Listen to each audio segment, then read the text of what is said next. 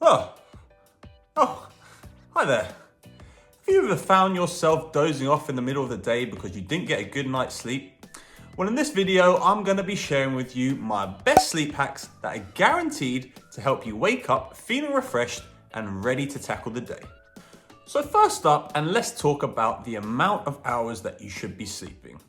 Now, research on this is actually not that straightforward, as there's quite a bit of individual variation when it comes to sleep duration. For instance, if you're some bastard teenager, you're probably going to be needing to sleep more than some elderly person. Lifestyle genetics will also play a factor, but generally speaking, research seems to suggest that somewhere between 7 to 9 hours is a good amount of sleep for a healthy adult. And sleeping less than 7 hours on a regular basis can lead to some adverse health problems. And for me, I absolutely love my sleep, and I think right around the 9-hour mark is when I am feeling optimal. 8 hours and I'm still feeling pretty good, but a bit suboptimal. 7 hours and I'm just about okay, but definitely not feeling as refreshed and rested. And anything below 7 hours and I turn into a right moody git. And in terms of whether you're someone that needs the 7, 8 or 9 hours, or even slightly more or less, I think just try to experiment with it as best as possible. And I think a good test to actually think about is if you were on holiday and had no worries or commitments, how many hours would you likely sleep if you weren't going to set an alarm? And I think that would probably give you a pretty good indication on the amount of hours that is optimal for you. Next thing I have found to be very beneficial is to try to set consistent sleep and wake times. So for me, I try to get to bed sometime between around 10:30 p.m. and 11 p.m. and I generally wake up around 7 a.m. or sometimes slightly earlier. And by having a consistent sleep schedule, it makes it easier to get to sleep and to also wake up. And there's actually science behind this, because this effect is driven by what's called the homeostatic sleep drive, which is one of the main systems in our body that determines when we feel tired and when we feel awake. And this system is powered by the chemical adenosine. Now, adenosine makes us feel sleepy, and from the moment we wake up in the morning, it starts building up in our body. And so the more adenosine that we have in our body, the sleepier we feel. But when we actually go to sleep and get a good amount of sleep, our adenosine levels start to drop and we will wake up feeling rested. So why is it important to have consistent sleep and wake times, you may ask? Well, by going to bed and waking up at consistent times and getting a good 7 to 9 hours of sleep, our adenosine levels will start to peak consistently in the evening. This will then help to make us feel tired and ready for bed at the right time. Then, after a good 7 to 9 hours of sleep, our adenosine levels will once again have fallen and we should be able to wake up more naturally without feeling groggy and tired. Therefore, the more we can establish a steady rhythm, the more we can align our sleep schedules with our body's natural chemicals. Clever, huh? Okay, next up we've got exercise, and this is another massive thing that helps to get a good night's sleep. And it's a pretty logical one, this one, because just think about it. You've just put yourself through a punishing workout routine. You're dripping with sweat, and what is the first thing you say to yourself? God, I am knackered. And that is a good thing, because by the end of the day, you will be tired and you will be wanting to go to bed, and your body will need the sleep to recover from the training that you've done. This is also again backed up by science, because exercising increases the production once again of adenosine. Plus, exercising regularly also helps to reduce stress and anxiety, which are common barriers to getting good sleep.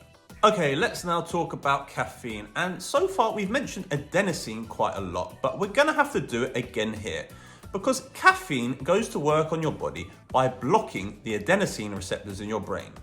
And by blocking its receptors, caffeine does help you to feel alert and awake. And that's all good and well earlier in the day, but if you start consuming caffeine too late in the day, it can definitely disrupt your sleep patterns by delaying the onset of sleep, reducing total sleep time, and it can fragment sleep stages. It's also worth noting that the half-life of caffeine is around 5 hours, and it can take around 12 hours for it to fully clear your system. Now, when it comes to caffeine, people do have slightly different tolerances, but for me, I try to avoid having any caffeine past about midday to try to just get as much caffeine out of my system come bedtime. Okay, my next tip is to try to avoid eating too close to bedtime, which I know might be difficult for you midnight snackers out there, but when you eat, your body obviously needs to digest your food. And so it's going to be a lot harder for you to get to sleep if your body is still working to digest your food. For some people, late night eating can also cause acid reflux, which can cause discomfort and disturb your sleep.